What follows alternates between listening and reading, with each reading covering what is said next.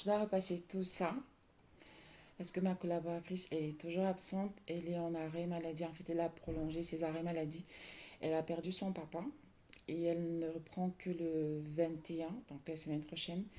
Et ce linge, il doit être prêt pour demain. Je ne vous dis pas, je n'arrête pas de lancer les machines. Je suis épuisée, mais bon. C'est toujours le chapitre sur les réalités de l'entrepreneuriat.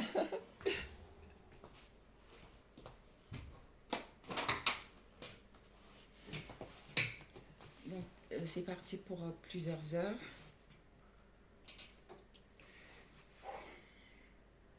Et j'ai pas fini de travailler. Parce qu'après, après, je dois m'occuper du planning.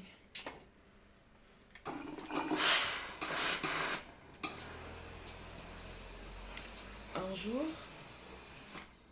l'une de mes collaboratrices m'avait dit, on était chez un client et elle avait eu un souci avec les transports. Donc, elle était arrivée en retard et elle avait trouvé que j'avais déjà commencé à travailler. Et elle me dit, mais Yannick, comment ça se fait que vous soyez en train de travailler? Je lui dis, mais il fallait bien que je m'occupe. Et elle me dit, ah, moi je trouve que vous travaillez trop. Je lui dis, comment ça? Elle me dit, moi si j'étais à votre place, j'allais rester dans mon bureau et puis j'allais déléguer, j'allais demander aux gens de travailler.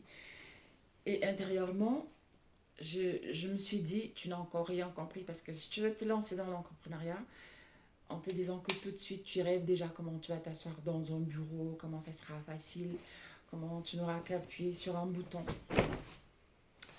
pour que les gens s'exécutent. C'est tout à fait possible, hein. C'est possible de le faire, c'est-à-dire que dès le lancement de le faire, mais c'est quand même compliqué. Même pour les startups qui généralement ont beaucoup de financement parce qu'elles lèvent des fonds, ouais, c'est quand même compliqué. Quand on est porteur de projet, on doit avoir le mindset de ne pas pouvoir compter les heures.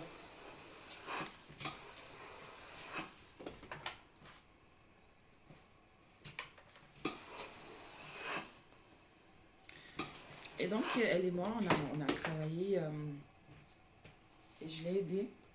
En plus, au tout début, chaque fois que je me retrouvais sur un chantier avec mes collaborateurs, je me retrouvais en train de travailler. Je travaillais énormément et ça m'épuisait parce que je voulais motiver mes collaborateurs et donc je me retrouvais vraiment en train de travailler beaucoup. Je dépensais physiquement, je dépensais aussi intellectuellement parce qu'à côté de ça, une fois qu'on a fini de s'occuper de l'opérationnel, il faut s'occuper de l'administratif aussi. Et quand on est déjà fatigué, quand on est déjà physiquement épuisé, c'est compliqué. J'ai participé à un live aujourd'hui et il y a une personne qui a apprécié mon intervention et elle m'a demandé d'être beaucoup plus présente. Euh, je vais essayer. Je suis en train de mettre certaines choses en place et normalement, à partir du mois prochain, je vais reprendre les vidéos à un certain rythme, peut-être 3 vidéos par semaine, autant sur Facebook, ici sur TikTok et sur tous mes réseaux.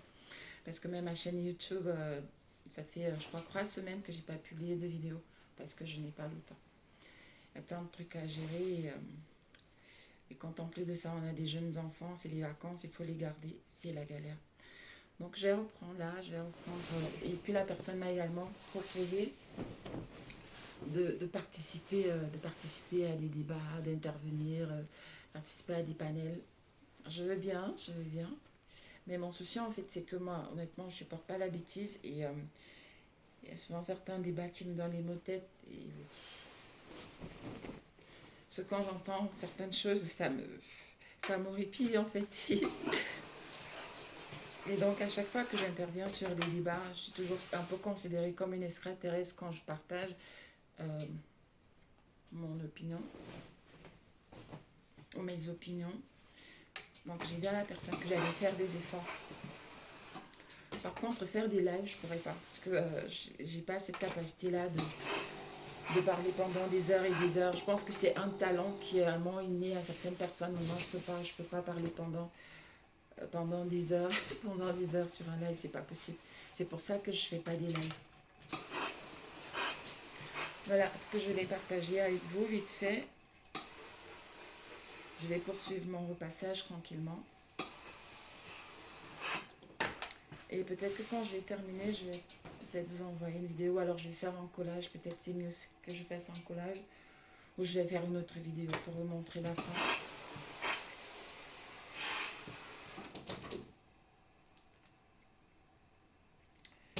Là, il est 16h, 15h56.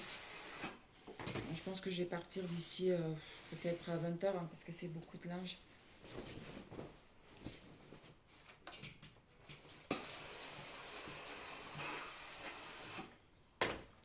Voilà.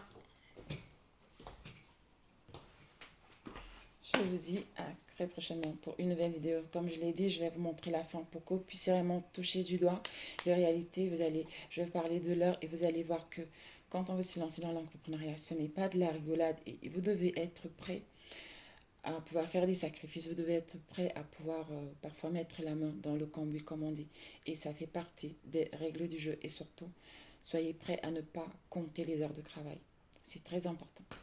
Que le Seigneur vous bénisse, et à très prochainement pour une nouvelle vidéo. Tchuss.